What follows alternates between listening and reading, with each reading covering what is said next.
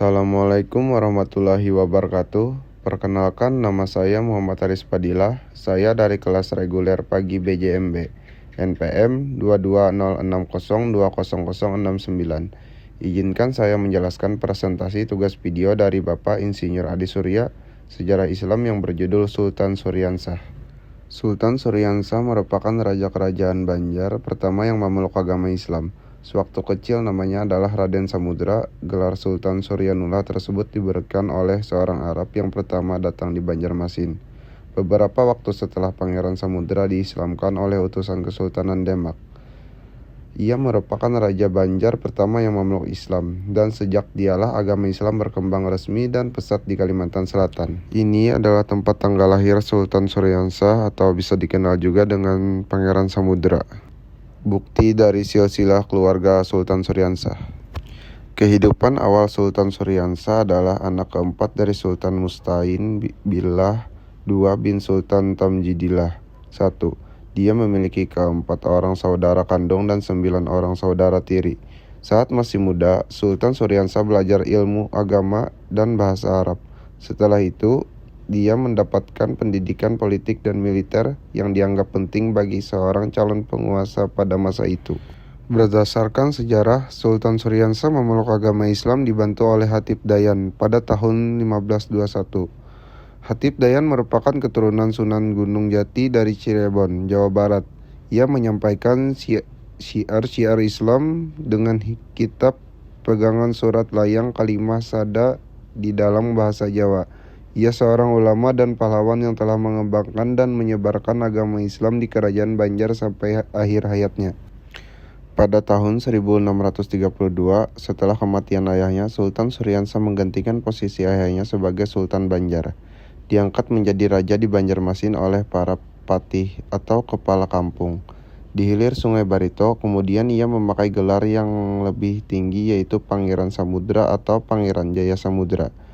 Ia lebih terkenal dengan gelar Sultan Suryansah dari kata surya atau matahari dan syah atau raja, yang disesuaikan dengan gelar dari Raden Putra atau Rayajan Putra, yaitu Suryanata atau Nata sama dengan raja, seorang pendiri dinasti pada zaman kerajaan Hindu sebelumnya.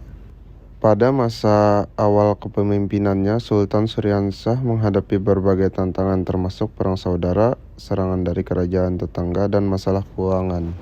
Sistem pemerintahan yang dilakukan oleh Sultan Suryansah adalah mengatur kerajaan terpilih patih masih menjabat sebagai pemangku bumi yang lebih tinggi tarafnya daripada menteri berempat atau dalam bahasa Banjar disebut menteri empat, yaitu 4 orang deputi. Di bawah gampiran dan penumping terdapat 30 wilayah mantri atau kapten.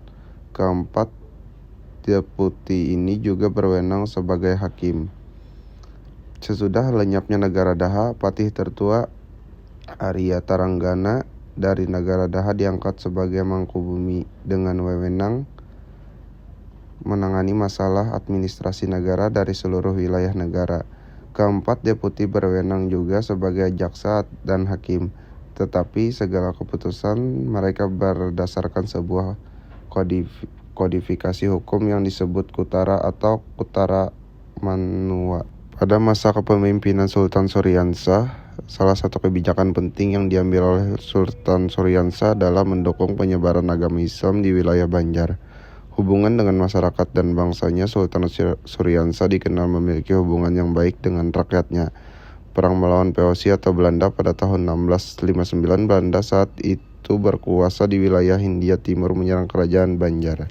Prestasi dan peninggalan pada masa Sultan Suryansah yaitu keberhasilan politik dan militer, warisan budaya atau arsitektural, yaitu salah satu warisan budaya yang ditinggalkan oleh Sultan Suryansah adalah tradisi pasar terapung di Banjarmasin. Akhir kehidupan Sultan Suryansah meninggal pada 16 Oktober 1662 dan dimakamkan di kompleks pemakaman Keraton Kota Martapura. Kesimpulannya adalah Sultan Suryansah sebagai pendiri Kesultanan Banjar membawa perubahan signifikan dalam sejarah Kalimantan Selatan. Melalui kepemimpinannya, ia mengukir warisan politik, ekonomi, dan budaya yang memperkuat identitas kesultanan. Peninggalan Sultan Suryansah tetap memberikan inspirasi dan membangun dasar kuat bagi masyarakat setempat, memperkaya keberagaman budaya dan menandai era penting dalam perjalanan Kalimantan Selatan. Dalam konteks agama Islam, Sultan Suryansah memainkan peran penting dalam penyebaran dan penguatan ajaran Islam di wilayah Kesultanan Banjar. Kontribusinya terlibat melalui pembangunan masjid dan lembaga pendidikan Islam yang menjadi landasan keberlanjutan ajaran agama di masa yang akan datang. Sultan Suryansah diingat sebagai pemimpin yang mempromosikan nilai-nilai Islam, memperkaya warisan budaya dengan pondasi keagamaan yang kuat. Sekian video dari saya. Wassalamualaikum warahmatullahi wabarakatuh.